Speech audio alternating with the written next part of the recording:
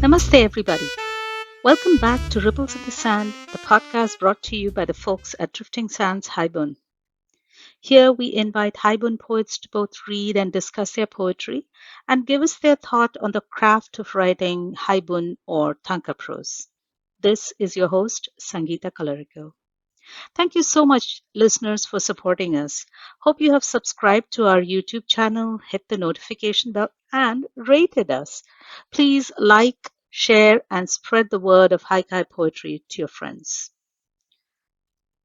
For the past 46 years, our guest has lived in Tokyo, Japan, where he served as a professor of English at Sophia University. Now an emeritus professor, he still teaches a course in creative writing at the Tokyo branch of Temple University. He has traveled around the globe extensively, including long treks in the Himalayas. His poems have appeared in many anthologies and journals. Friends, please welcome to our podcast a highly respected poet in the haikai community, Robert Witmer. Welcome to Ripples in the Sand, Robert. How are you Thank you. today? I'm fine, thank you, and I'm really happy, delighted to be given this opportunity to talk with you. Thank you. Oh, the pleasure is all mine, believe me. And it's spring in Japan where you are. So, or have you transitioned out of spring? Are cherry blossoms done? What's the? The cherry Please tell us. blossoms, the cherry blossoms are done. It wasn't a very good cherry blossom season. It was very Oh, cold. The weather was changeable, very changeable from day to day, so that some trees bloomed early, others didn't seem to know what to do. By the time the blossoms were out, they were already falling. So it wasn't oh, the best of cherry blossom seasons. We're past that now, and it's, I dare say, the nicest time of year, springtime. oh, It's okay. beautiful. It. I bet. Bet. Yeah. Um, I ask about cherry blossoms mainly because in haikai world how important sakura is. So that's Yes, why I and asked. I don't know whether, everybody knows this, but cherry blossoms are a symbol of transience. So in Mm. spite of their profound beauty, and I think most tourists who come to Japan to see the cherry blossoms are here to see how pretty they are, and they are very pretty, but they're symbols of transience. They don't last very long. And True. it's almost more beautiful to see them falling from the trees. I mean, that's kind of what it's all about. Yeah, true, true, true, true.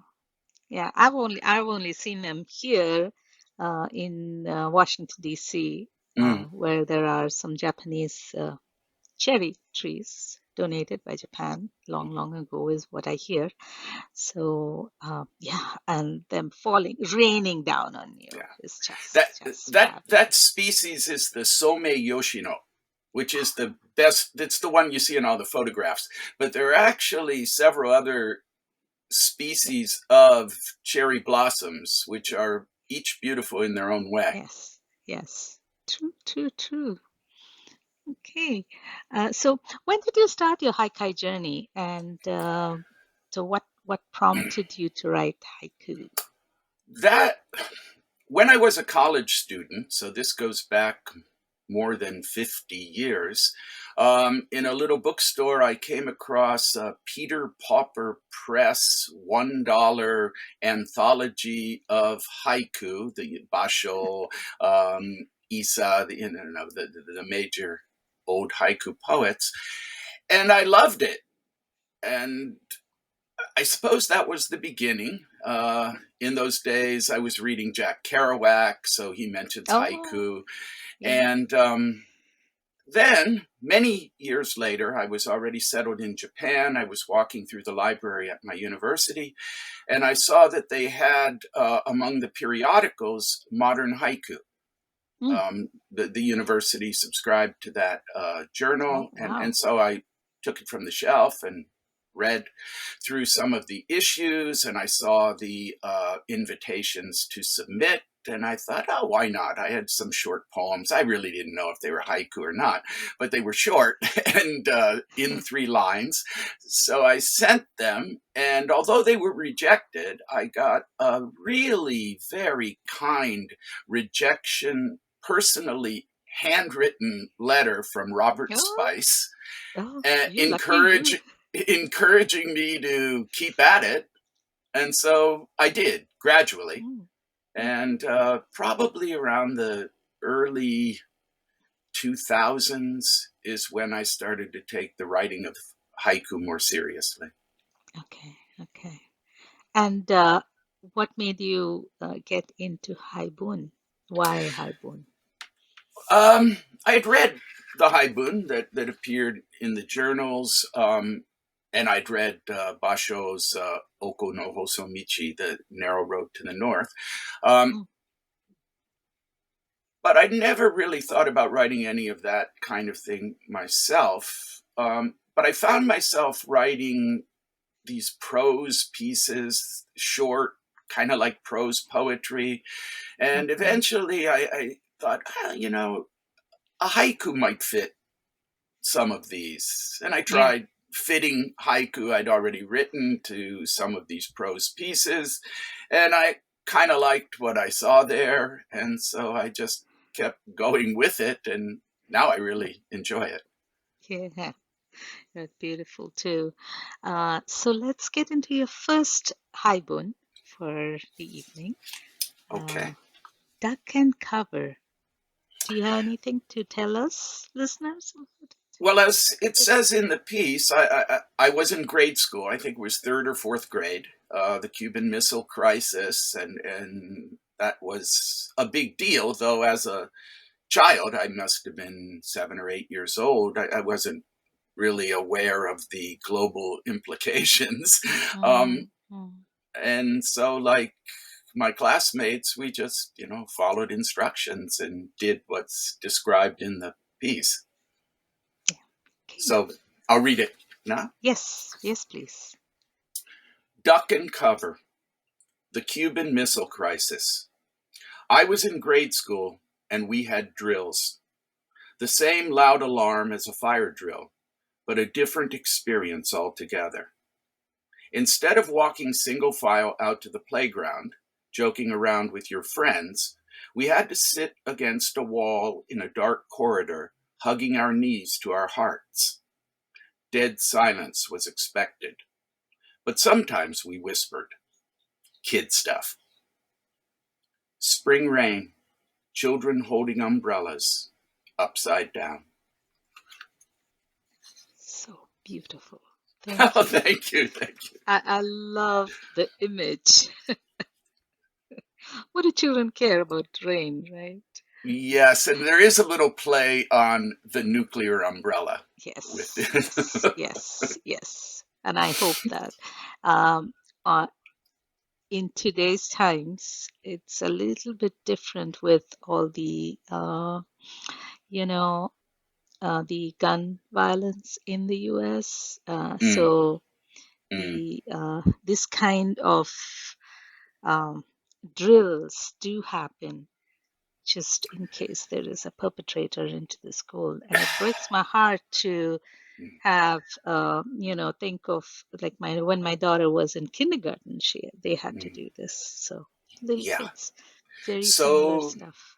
so different from when I was a kid, where Yes, those concerns just yeah. maybe in some other places they did, but in the little world where I lived, they just didn't exist. Mm. Mm, But similar things, but different motivation. mm, mm. Things don't, in a way, things don't seem to change somehow.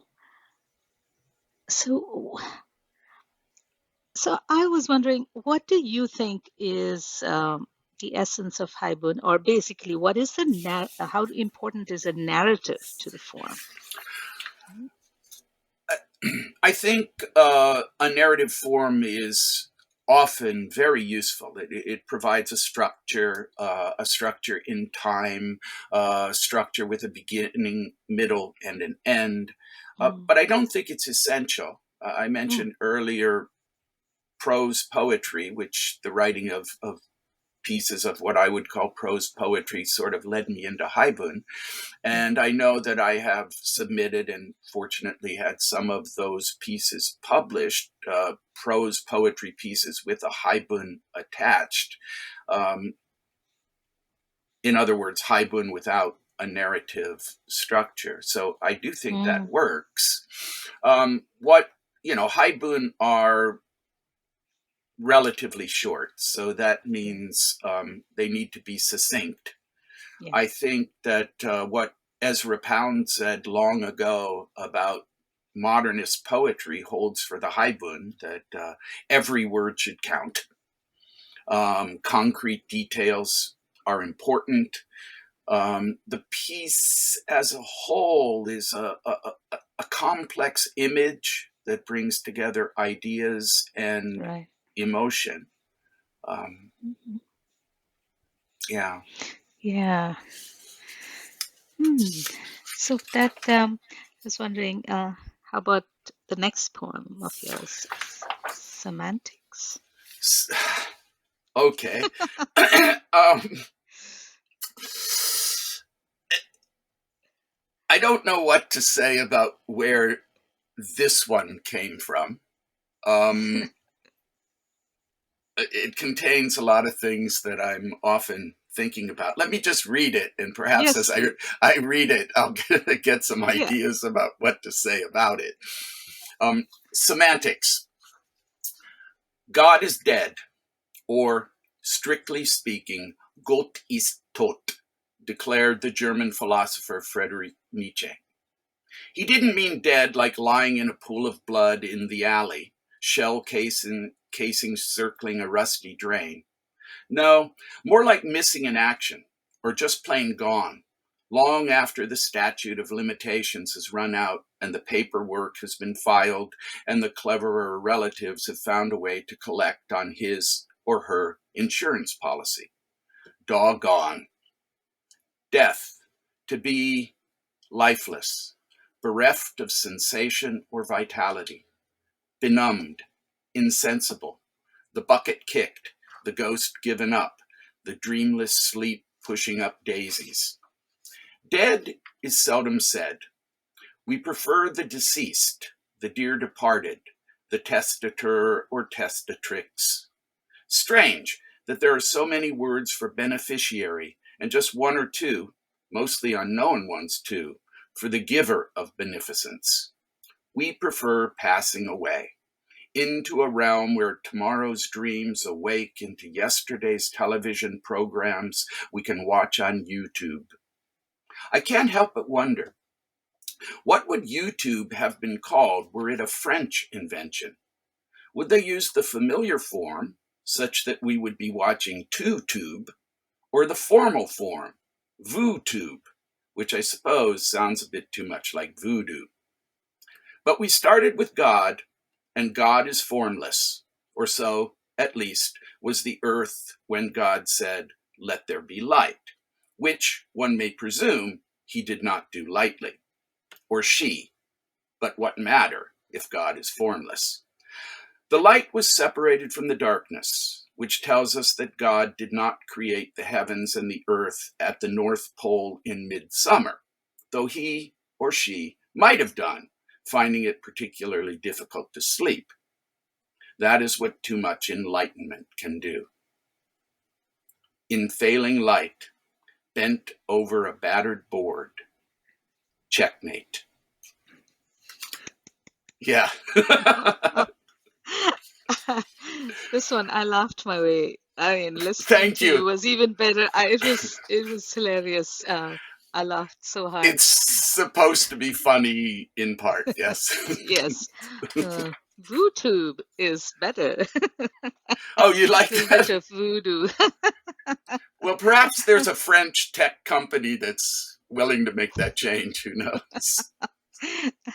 However, I do feel there's a philosophy of life running through it. So I just, yeah, I think this is a wonderful semantics, a wonderful piece. Um, in failing light, bent over a battered board. Checkmate. Wow. Now that is an image taken from, in many places where I've traveled, I've seen people outside, often on Mhm. street corners, playing Street chess. corners. Playing Yes. chess. Yes. Sometimes you can walk up to the board and you know kind of play one of the sides of the game, and you will definitely lose against the master on the other side. But in other cases, it's old. I have to be careful with this expression these days, old men, as I'm very definitely one of them, but old men Don't mind. playing chess, and it's evening and it's getting dark, and there's something about the way all those images Yeah, come that together. haiku moment is just beautiful. So, you said you traveled a lot. So, did you Mm. move to Japan from the West? You did, right? I arrived here from the West, literally, geographically from the Yeah. West. Uh, um, Oh, I, I probably I took a couple of leaves of absence when I was a college student and traveled in Europe and a bit in North Africa. So I had come to love traveling, that mm, backpacker lifestyle. And so I put on the back burner all the other things I had thought about upon graduating as an undergraduate. Um, Saved up a bit of money, and in 1977, January 6th, um, I traveled to Paris, and basically, to cut a very, very, very, very long story short, traveled overland over the course of close to 2 years across wow. Asia, Central Asia, through India, and eventually found myself in Japan. And basically, I've been living here ever since that time, though I did. Oh, you I stayed. Well, yes, but I met the person who is now my wife, and we went back on the road for another year or two of traveling in India. We did return to the US and traveled around the US a bit, Mm, and then back to Japan. That would be early 1981. And from that time on, I've sort of, and technically I am a permanent resident here, so that would be the oh, beginning of that permanent okay. residency. Okay. Okay. So, I wanted to know the difference in perspectives and philosophies, between what you grew up with the perspectives and philosophies in Japan, um, and how the difference has helped feed your poetry. Have you ever Well, felt that? di- diversity Hmm. is the lifeblood of everything I think and feel. I mean,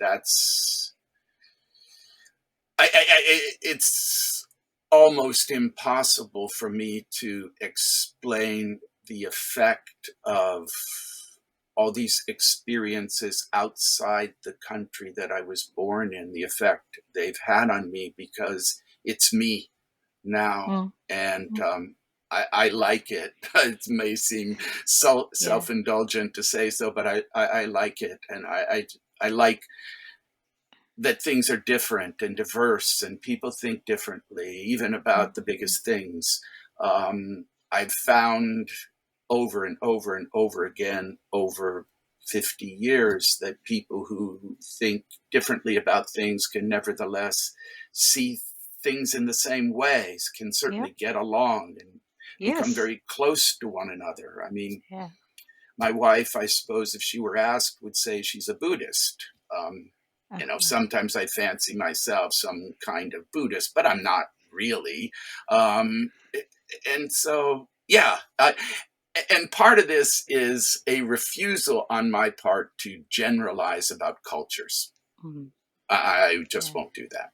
That's awesome. Awesome.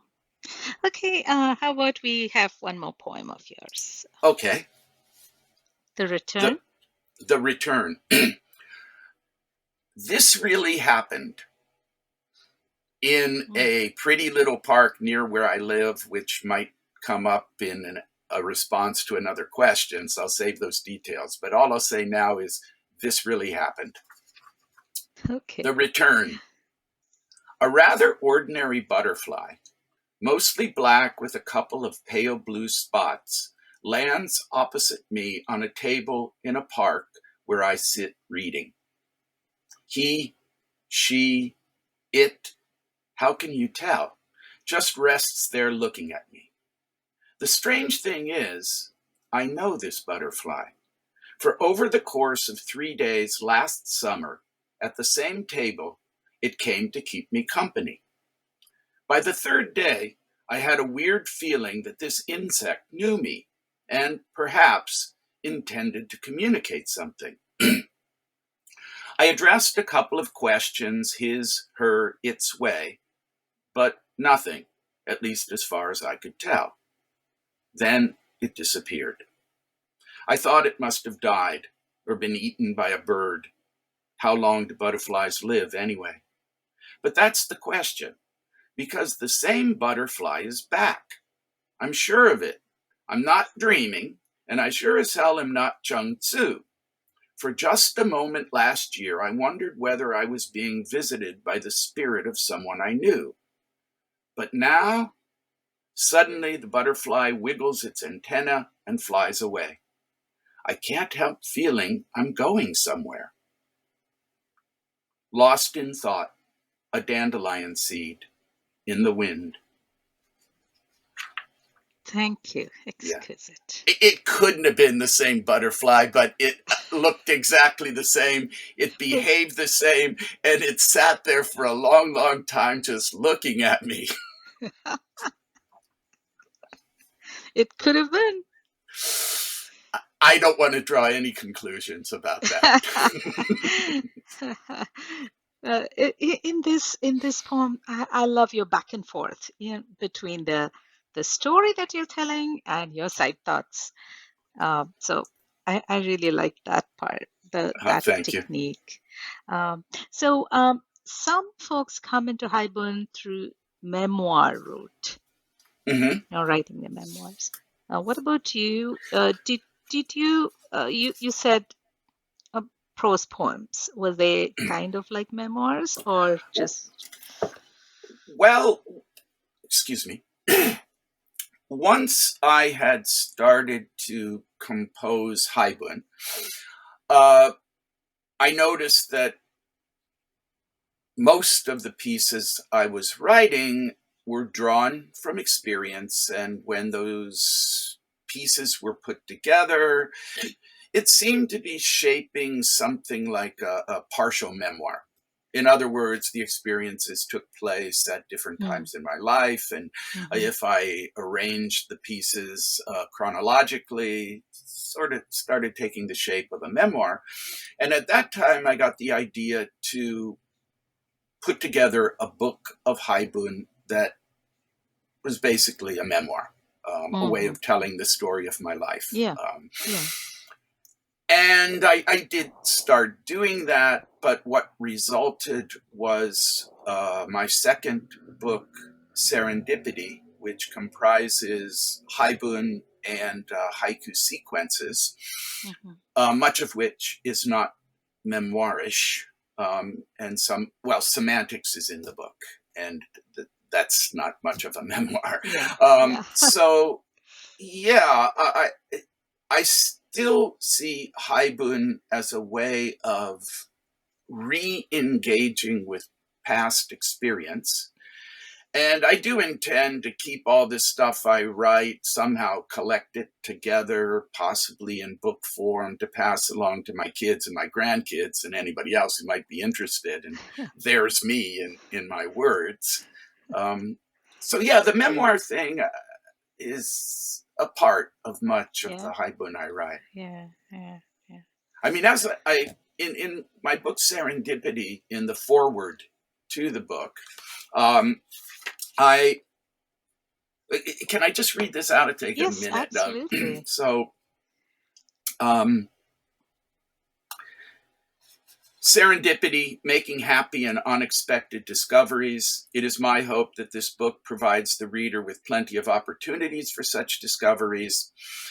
The 4th century poet Tao Yuanming, better known in English as Tao Chien, wrote, "But he kept writing poems to amuse himself, and they show something of who he was." Wallace Stevens, in one of his last poems, The Planet on the Table, expressed a similar notion. Ariel was glad he had written his poems. They were of a remembered time or of something that he liked. And I go on to say that's what I'm doing. Yeah. I just, it amuses me to reflect on my past, and leaving some record of all of that is, it makes me feel good, and some others might enjoy some of it. So, and we do too. Thank you. We enjoy it. Okay. Shall we go ahead with the next one with another reference to Chuang Tzu? This one is an effort to express what I see to be a little part of the Taoist, or at least through Chuang Tzu, view of life. Chuang Tzu: "Just one more subscription. That's all I need. The world's last encyclopedia salesman. Willie Loman with an enlarged appendix. It's already pretty dark, and every house has an imposing gate and a vicious dog. Why not just let go? Sit in the shadows and open a volume at random. Maybe G. Who knows? I might just find myself close to God. Peeking over the wall. Wildflowers." Wow. It's deep. Yeah. I actually knew deep, yeah. a friend of mine here actually was one of the last door-to-door encyclopedia salesmen. Yeah. So why Chuang Tzu? Well, I can't. Because you refer to the philosopher even in the return, isn't it? Yes. Well, I like his attitude toward life, as far as I can make that out. I believe that there is some, there's not universal agreement that Chuang Tzu was a historical person, but there are works attributed to a person by that name, and I have read those works. I particularly like Thomas Merton's translations, if that's what they are. And the attitude toward life that's expressed there, sort of a common sense way of thinking, the emphasis on naturalness and simplicity, on the self-cultivation to achieve a sense of harmony with the world as a whole. Yeah, it just strikes me as profoundly human and humane. I particularly like Chuang Tzu's emphasis on personal freedom, and his sense of humor. Humor is a very important thing for me. Very important. I can see. Yes. Actually, I have a former colleague of mine at Sophia University, my age, so he's retired as well. But he is a world expert in religion and humor. He's written the articles in whatever journals contain those articles, and I've often talked to him about this. And I think it's a combination of things that, a lot of people maybe wouldn't bring together, religion and humor. But according to my friend, they often fit together quite well. And Chuang Tzu has that for me. Something to think about. I've never thought of these two being thought of in a same thought, Yeah. religion and humor. So, yeah. Yeah, humor not necessarily in the sense of a joke, No, no, but no. I get in it. the incongruity that is Yes. at the heart of humor, I think. Yeah. Yeah. So shall we go ahead with your next one? That's a lovely one. Some Some things things never never change. change. Yes. Yeah, some things never change. I should say that there is a poem by Robert Frost, Neither Out Far Nor In Deep, which I suggest everyone read. It's a short poem by Robert Frost. It's beautiful, and it pictures a line of people staring out to sea, apparently looking for something which they could never possibly see. And I've taught that poem many times in poetry courses I've done, and so that was one of the things in my head when I wrote my piece. Um, and then I guess I'll talk about this a little bit more later as well. But during the many, many, many months I have spent in Goa, India, I spent a lot of my time walking along the seafront and jumping into the sea from time to time. So I've seen a lot of the sea and the waves as they come over the sand and those lighting effects. So that was in my head as well. Some things never change. I get in line with the seabirds. They seem to be looking at their reflections in the thin film of water behind the retreating wave. So I look down. There I am, in a baggy bathing suit with a snorkel in my left hand. It's hot and the water smells like gasoline. A kid runs by and the birds scatter. There I am, in a baggy bathing suit, all alone. A bald tire on a patch of ice. The world turns. Wow. Thank you. Thank you. This Yeah. poem illustrates the possibility of writing about feelings, experiences that you may never have personally or only very rarely. I would say that at least one of the emotions there in the poem is this ennui, Yeah. um, Yeah. this, sense of an inertia and personal insignificance. I seldom feel that way, really, to be honest. I'm a ridiculously happy person, but that doesn't mean that. My old mentor used to say, he was at the time talking about the poet William Blake, but that poets write out of a mood, and people's moods change from time to Yeah. time. So what you find in one poem might be very, very different from who the guy is Yeah. who True. wrote it. True. True. But I love how this hymen culminates in this turning on a patch of ice. I just love it, because for me this hymen is about reflections within reflections, Mm. with a sensory explosion, visual, and yet there is a smell of gasoline that hits you, and it's a sensory, yeah, explosion. So I really like this hymen a lot. Oh, thank you. Thank you. Yeah. Okay, so So, now next one that we have for our listeners from you is Benares. Benares, back Yeah, back to tongue India in here. cheek. Yeah, Well, I'll talk about this after, but I don't yeah. intend this as tongue in cheek. Okay, okay, Yeah, but I'll say something about that after I read the poem. okay.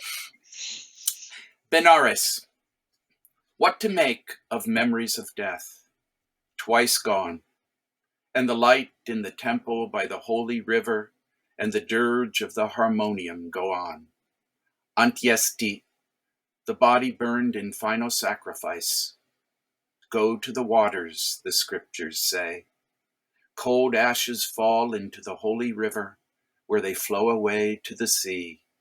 the gold in the teeth caught in an untouchable's wicker basket.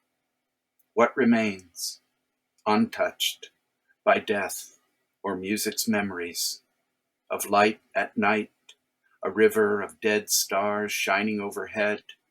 Even life, when one was young, was old. The gods made the river. We made it holy with our ashes, our music, our gold teeth, and our memories. Moonlight on a passing river. Love trembles. Oh, beautiful. It's so beautiful. Well, I say it's a tongue-in-cheek. I feel it's a commentary on your view of death. Uh, Gods Yeah. made the river. We made it holy. I Mm. loved that. It's so beautiful. Thank you. Um, are you fascinated with the Hindu philosophy of the circle of life, death? Well, yeah, yeah. Do I know anything about it in a scholarly sense? No. No, yeah. I I just have want to spent, know. more than 3 years in total in India, traveling Okay. all over the Yeah. place. And although I've been to Benares a few times, the first time I was there in 1977, it's a Hmm. long time ago.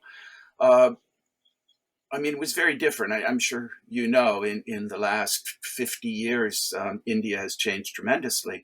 And in 1977, Benares was, it didn't feel like a big city. You could walk around the city, all around it. Uh, there weren't many cars. Hmm. And during the daytime, the streets, you would run in the narrow little streets and alleyways into processions, making their way to the cremation ghats. Sadhus were part of some of them. It was really, I mean, an incredible spectacle. And at the cremation ghats, that too, I mean, some of the things that I briefly mentioned in the piece, the burning of the bodies and Hmm. you know the the cast that is sometimes The called ritual. Yeah. untouchables in the Yeah. standing up to their waist in the water just below the ghats, because indeed gold from people's fillings would fall through the spaces and into the river, the Ganges there. Um, and then at night, I was there that time for several days. I was on my own, and I just walked the city at night. I would go down to the Ghats, and in those days, it was dark at night except for the kerosene lanterns and the Really? just gorgeous orange light, Yeah. spots of it, patches of orange light here and there, the harmonium music, the stalls with their smells, the food, the people Yeah. moving about. I can't remember any other tourists, any other, non Indians except me. And I just kind of blent in by that time. I'd been there so long. And it was just magical, which when you say the word magical, it usually refers to something very, very positive. And it Yeah. was Yes. pleasant. Yes. It Of course. was, but so much about death as well. It was just Yeah. death in life, life in death, death in life, a circle. Yes. We live, we die, and life goes on. Yeah. Um, I yeah. I love the phrase too, a river of dead stars shining overhead, you know. Mm. Oh, it's just beautiful. I, I like the way you wordsmith. It's Thank you. lovely. Okay. So shall we go ahead with your next Yes. one? The 18th arrondissement. 18th Now, arrondissement. Yeah, this from India to experience France. this experience occurred in 1974. It was one of my leaves from university. Actually, I mostly graduated, but I still had to complete an honors thesis. I was able to get away from the campus, and I Where returned. was this from? You graduated from? Ball State University in Muncie, Indiana. Okay. I was born in the state of Pennsylvania, and at the Mm-hmm. age of about 12, 13, my family moved to Northwest Indiana because of my father's work. And Mm-hmm. that's where I grew up. And I went to college in a little bit south of where I Uh-huh. had grown up in Okay. Indiana. And the year before, 1973, I had traveled for some months in Europe. Again, I took a leave from college. I was able to do that. And I was back in 1974, just completely by chance. I met some people and literally within a few hours became very good friends with them. They invited me to spend the night at their apartment. I wound up staying a few months. Wow. Um, yes. Well, there's so much I could say about that, but uh, the the experience described in the poem happened one evening as I was returning. The people I was staying with worked during the day, so I would just wander the city during the day and then come back in the evening, and we'd have Mm-hmm. dinner together. And well, this happened. The 18th arrondissement. Slowly, the French penetrated my understanding. Or perhaps it was the loud voice of the gendarme, whose face was about 6 inches from my ear. Go back or go to jail. My eyes were fixed on the thin stream of blood trickling between my legs from the forehead of the dead robber. What struck me most was the perfect circle of the bullet hole, centered also perfectly between his eyes. I had been swept across the street with the crowd as I exited the metro at Marx Dormois. When I arrived in front of Le Grand Magasin, the gunfire had stopped and a getaway car was speeding away, pursued by the police. Everyone saw the dead man. The others, fluent in French, soon moved back across the street. I was transfixed. Once I became aware of the angry gendarme at my side, I too moved away and continued along the street to the apartment where I lived with friends. I bought a bottle of wine on my way home. As we ate dinner that night, I told the story, as I tell it here, a remarkable experience. Experience is defined as the impression left by contact with an event or occurrence, which serves as a basis of knowledge. It is said that experiences play a crucial role in shaping our lives and influencing our perspectives, that they contribute to personal growth, empathy, and understanding of the world around us. Experience includes episodic memory, reliving a past event that can be explicitly stated, which I have done with this piece of writing and on countless occasions in conversation. Psychologists and cognitive scientists believe that emotion tends to increase the likelihood that an event will be remembered later. Some experiences are transformative, being so powerful that they leave one a different person from who they were before. All this assumes that an experience has meaning, which begs the question, what was or is the meaning of my experience on that evening in Paris? I don't know, which is a strange answer since I began this rather prolix discussion of experience by defining it in connection with knowledge.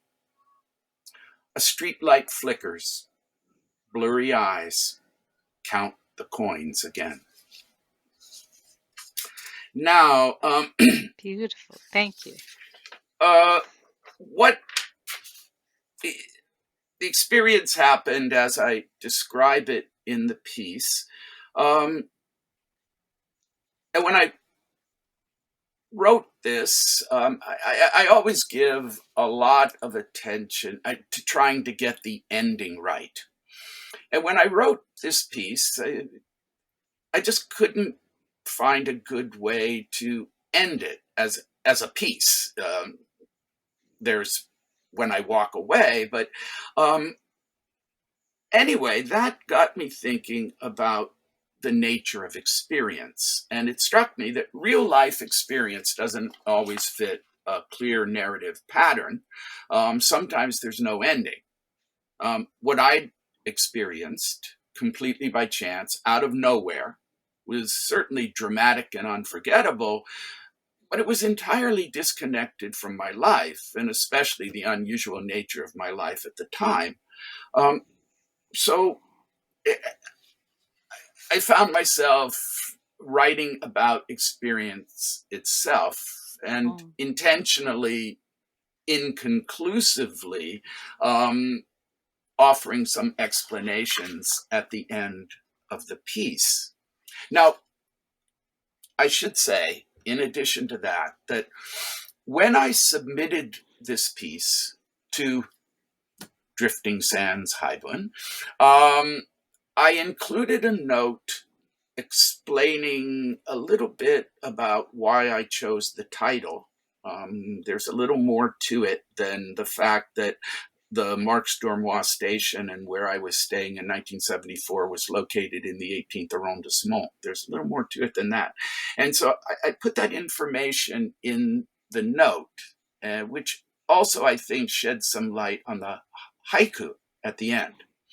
But I mentioned to the editor, and I'm sorry, but I can't remember who the editor was for that issue, but I mentioned that I don't think it's necessary to include the note with the piece if it's selected for publication, that the piece should probably stand on its own. And the editor went along with that, or did that. So the note never appeared, and anyone who read this piece at the Drifting Sands site would not have seen the note. But let me give you the note here. It does reveal a little more about the title and the haiku at the end.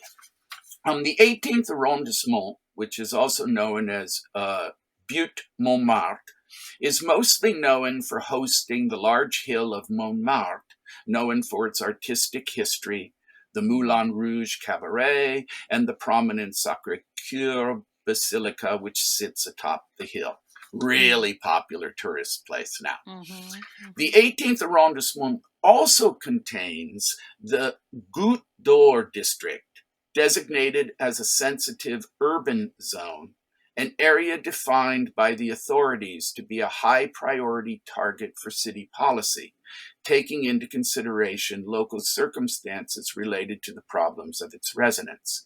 In other words, that arrondissement is home to not only the very wealthy, and it's a magnet for tourists to have their pictures drawn and buy souvenirs, but it also is the home to a lot of the most desperate people living in the environs That's the haiku. of Paris. That's where the haiku comes from. Yeah.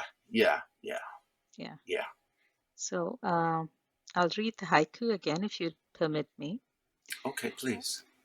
A streetlight flickers, blurry eyes count the coins again. Oh, beautiful, beautiful. Yeah. Okay, you were talking about how this, how to end this haibun, etc. So kinds of writing. So at this point, there's something different that I wanted to mention. So on the Facebook page of Drifting Sands, we asked our podcast listeners if they had any questions for established haibunias like you, who we have on our episodes. So we got a few questions, and I have two today from our listeners. And this kind of connects with the stuff that you were talking about. So shall we go over them? Yes, please. So first one is from Vidya Shankar. She asks, has a poem come to you so perfect that it did not need any editing or revision? Almost. Okay. Almost. But never so perfect that I didn't need to fiddle around with the articles and maybe word order. So in terms of a conception and most of the words, that has happened. Often when I'm taking one of my long walks and it just starts to come into my head. but I always spend a lot of time with each word. Just, yeah. Yes. Making each word count. Yeah, I think it was Coleridge who said the right Yeah. word in the right place. Yep. Yep. That's Yep. the, Yep. so. Yeah. So editing, you also consider editing extremely important rather than just seat of your pants writing. It's hard for me to stop doing it. I mean, I've gone through Ah, right. my first book, which is all haiku, arranged in titled sequences. Um, but my copy of that book is riddled with annotations, and if I ever have it republished, quite a number of the poems will have little changes made to them. I just can't stop doing that. That's the nature of the game, I feel, editing. You have to, you don't, just doesn't get over. You just have to stop at some Well, point. I think writers are different. William Saroyan, the writer, he had this, what do they call it? Jump in the river and swim approach to writing the stories he wrote. Once he finished a piece, he never looked back at it. It was done. He went on to the next piece. And others, like me, maybe, just can't stop fiddling with the pieces. Wonderful. So, shall we go to Langtang next? Yes. All I'll say about this before I read it is I hope that the people of the Langtang region have been able to put their lives back together again. Mm. When I was there, it was many, many years. I think it was 1983 or 4. I made the trek that the experience in this piece is, drawn from. But there was far more recently the terrible earthquake, which caused substantial damage in Kathmandu and all the way up on the Everest side, which is far to the east. But Langtang village and the monastery above Langtang was completely destroyed. I don't know how many people lost their lives, but I hope that they've been able to put their lives back together again to some extent. I'll read the piece now. Langtang. It was better to start before the sun came up. It would be easier to walk on the snow. We squirmed out of the tent to pack our things. Paw prints encircled the tiny tent. Snow leopard tracks. The ghost of a ghost that silently passed in the night. The tracks led the way we were to go. Over the open snow to the trickle of an early spring stream. There they vanished. Before the mountain, the frozen waterfall, where the river rests. Much adventure remained. A summit, a blizzard, lost for days without food, the treacherous descent from ice to raging river. We survived, as memories do, to be happy, to be troubled, unsure. A bird's nest, when all the leaves are gone, notes to a song. Beautiful. Beautiful. Thank you. It's yes. I And mean, the snow leopards are haiku. very, very hard to see. Yeah. And I never saw one, but those were unquestionably snow leopard tracks that had passed no more than, a foot, 20 centimeters from my head in the night. I don't think there was any danger at all. There were 2 of us in this tiny tent. The animal was there because we were there. We were near the border of Tibet, above the Langtang Monastery. In other Oh, words, there's no village there. There's nothing. that's very high up. Yeah. It's very high up. It was spring, so there was still, I mean, the tent was on 2 meters of snow. Mm. Um, and we just went up there to be up there for a few days. And in the morning of the last day, those tracks were there. Wow. Wow. Yeah.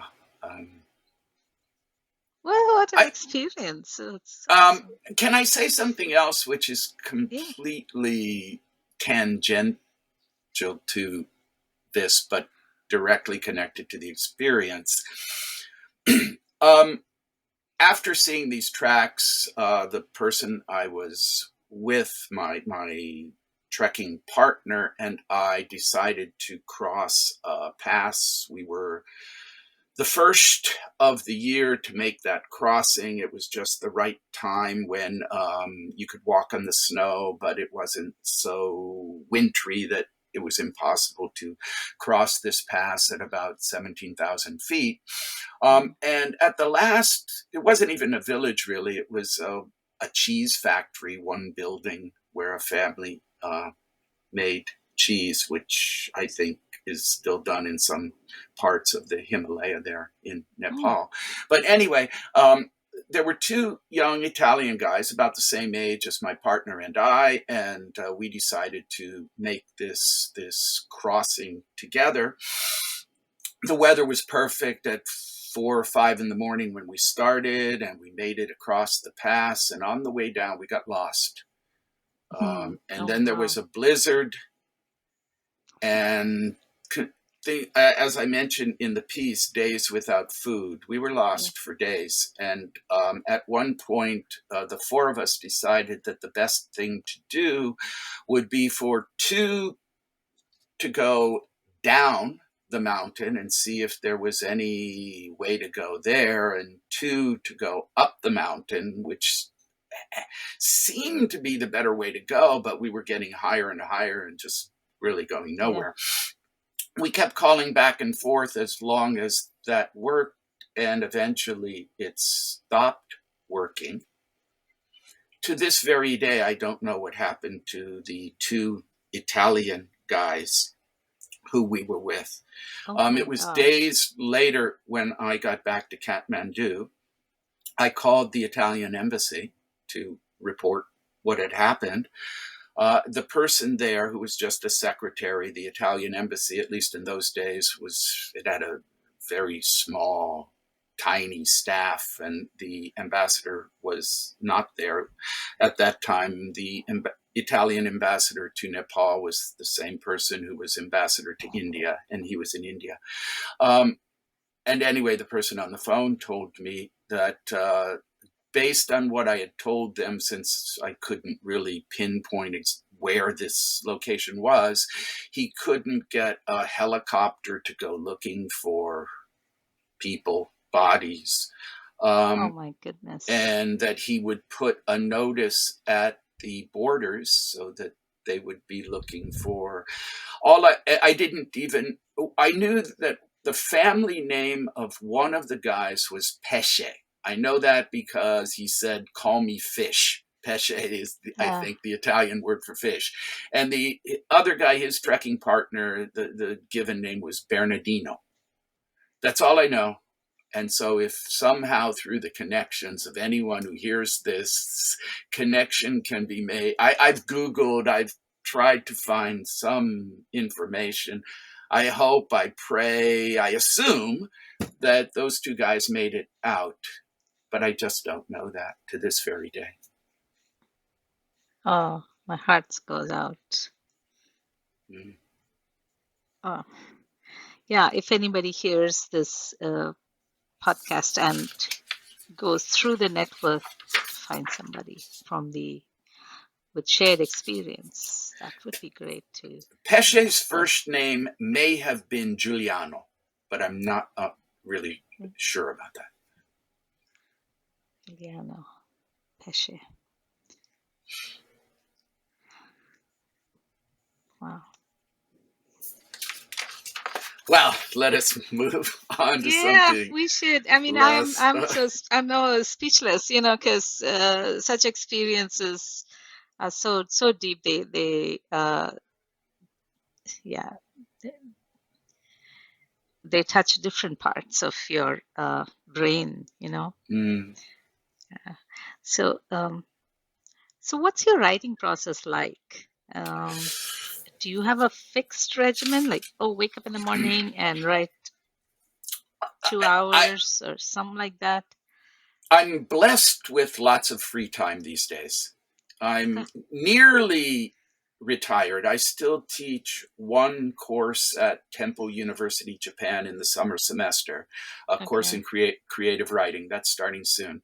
But Sophia University, the university where I was for 40 some years, a full professor, and Japanese universities have a mandatory retirement age. Mm-hmm. And so when I reached the age of 70, I had to completely give up the work I was doing there.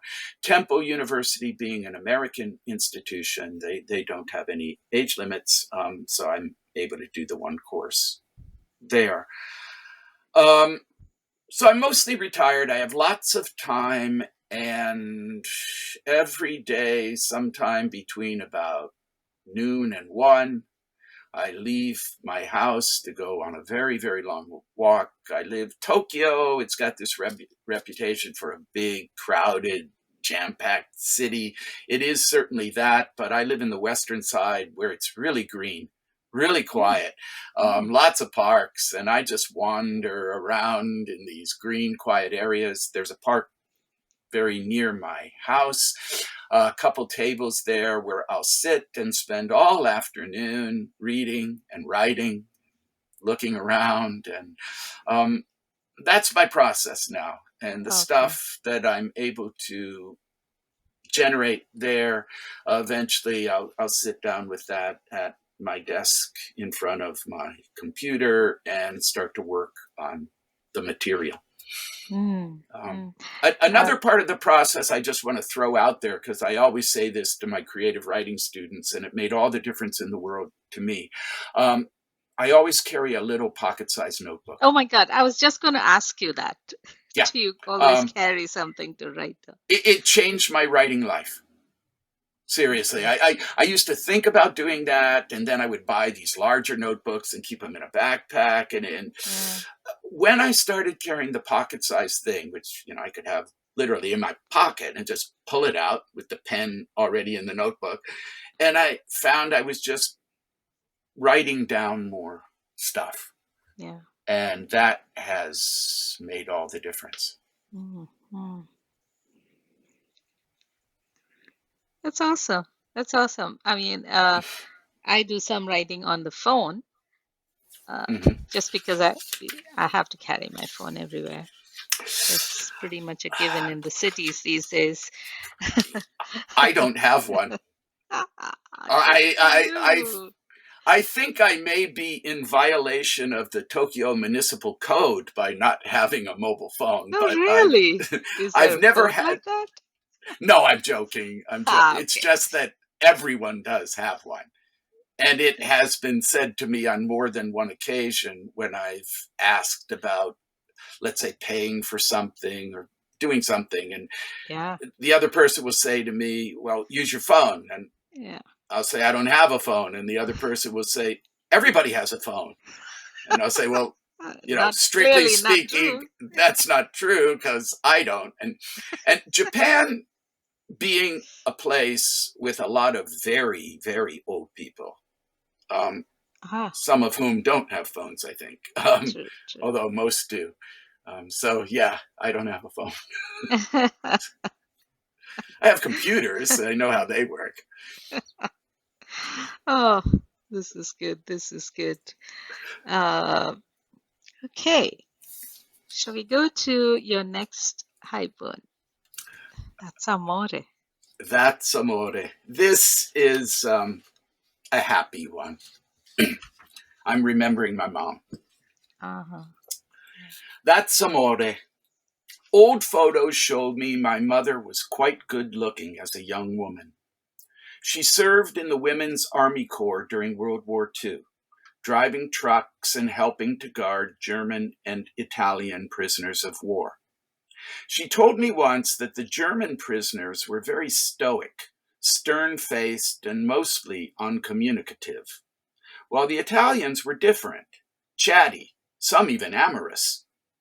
As it turned out, her favorite singer was Dean Martin. However, one must always be wary of stereotypes and all forms of comparison. When the moon hits your eye like a big pizza pie, you may very well be suffering from a cataract. The beautiful winged boy carrying the bow and arrows is sometimes painted blind. Boy and girl under a single umbrella, not a cloud in the sky.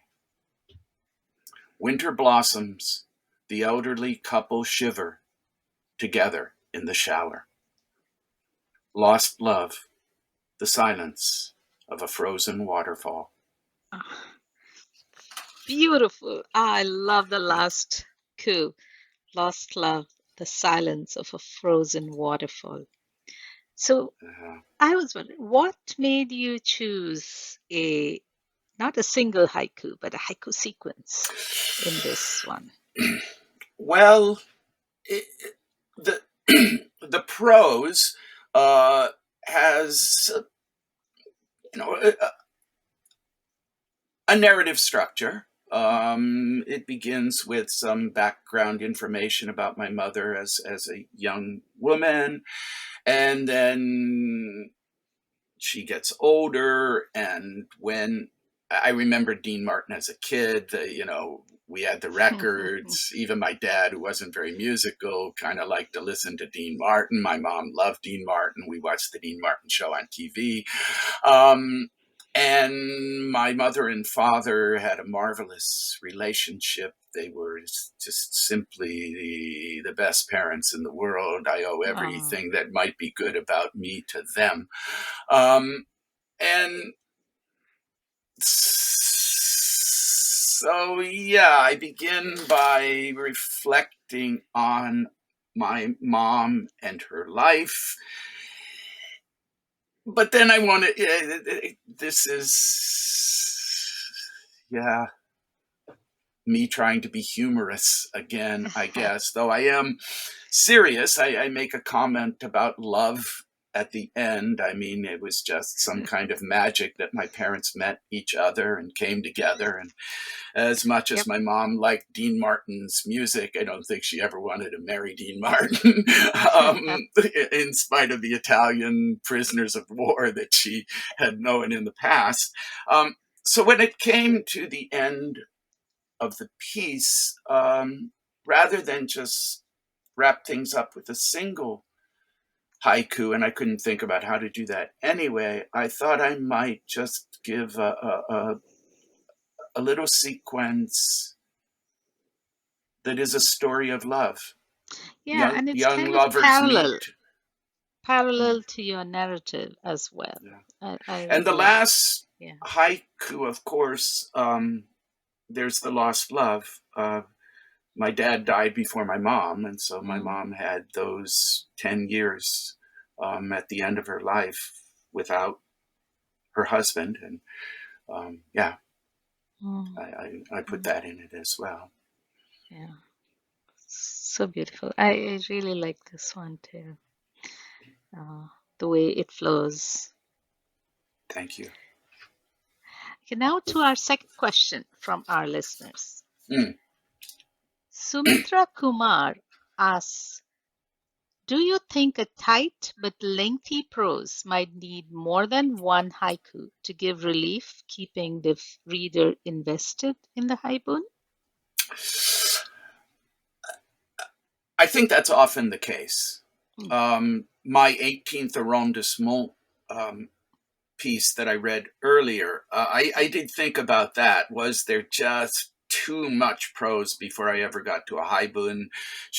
Or a haiku? Should I have put a haiku after the narrative part and before yeah, that discussion of experience? I went yeah. round and round about that and decided to do it the way I did it. So, yeah, obviously, I think that a relatively long haibun could make do with just one haiku at the end. But I think that often it's better to have more than one. Mm, Where they're placed is another question. Typically, there is a haiku at the end, and otherwise, perhaps at one or more places in the middle.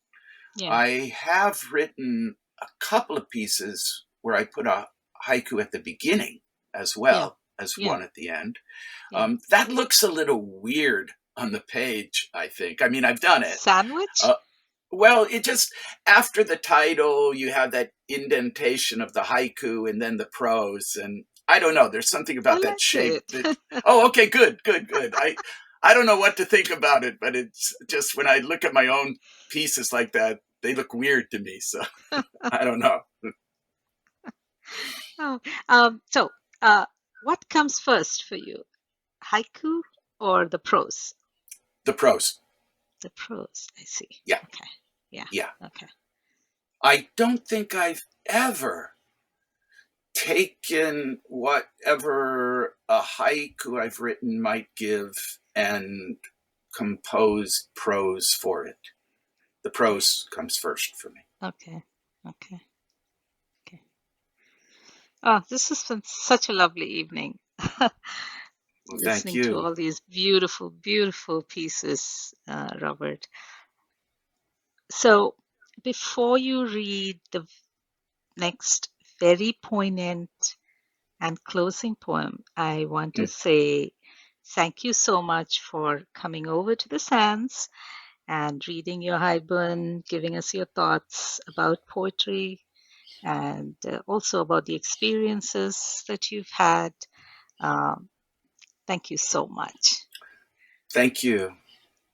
About uh, Breath and Shadow, is there anything you'd like to tell us about the poem before you Um, read it? Briefly, I mean, I mentioned earlier that there's a lot of very elderly people in the city of Tokyo, and I mentioned how quiet the area where I live, my neighborhood, is, and that is in part because there are quite a few very elderly people living in this general area. In fact, there are a lot of what in Japanese is called dojin homu. Those are facilities for like nursing homes, I guess Hmm. they're called in the US. And so it's not at all unusual for me to see very, very like 100-year-old people in this little park I mentioned earlier. Often they're in wheelchairs being, Hmm. taken on a short walk, if that's Yeah. the right word. Um, and one day I saw one of these very elderly people with her attendant, and I wrote this piece, Breath and Shadow. One day, if I'm lucky, strange turn of phrase, I'll be 100 years old, like the woman before me, seated in the park where cherry blossoms are blowing under blue sky, the limbs turning green, and I'll laugh at the pictures my nurse snaps on her phone and pull myself to my feet without her assistance, and laugh again when I stumble, but step ahead on my own, back to the future no one can see. Each wave, another rainbow, my bucket of sand.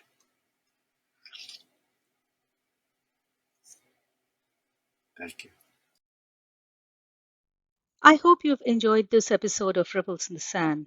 If you did, please subscribe to the podcast and share your thoughts on social media. Robert Witmer's first book of poems, Finding a Way, was published in 2016. His second book, Serendipity, a collection of prose poetry pieces and haiku sequences, was published in March 2023. His books are available from the publisher cyberwit.net or several sellers online. Look out for his upcoming book, Sunrise in a Rabbit Hole. Several of his haiku are published in Drifting Sands. Feel free to search for his poems or browse through previous issues at our website. The music in this episode is by Richard Grant. This podcast is produced by Richard Grant, and this is Sangeeta Kalarikal signing off.